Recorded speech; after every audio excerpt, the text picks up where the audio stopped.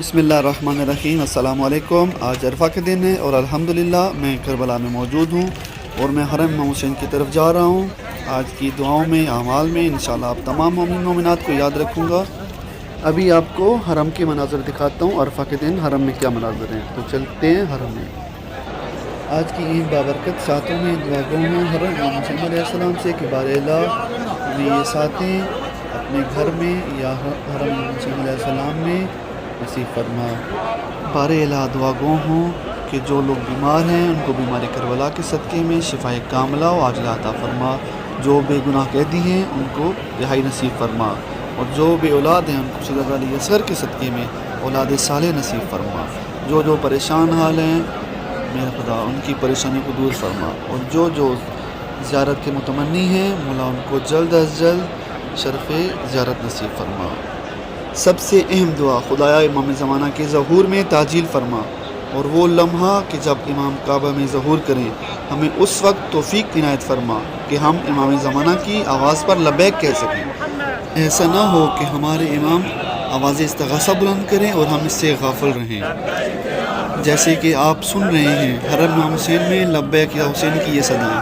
یہ ہمارا عہد ہے مولا حسین سے، خصوصاً اپنے وقت کے امام سے، کہ اے امام ہم آپ کو کبھی تنہا نہیں چھوڑیں گے۔ میں اپنی طرف سے، اپنے والدین کی طرف سے اور آپ تمام مومنین کی طرف سے مولا حسین کو سلام پیش کرتا ہوں۔ آپ ہی میرے ساتھ میں بھی سلام پیش کریں۔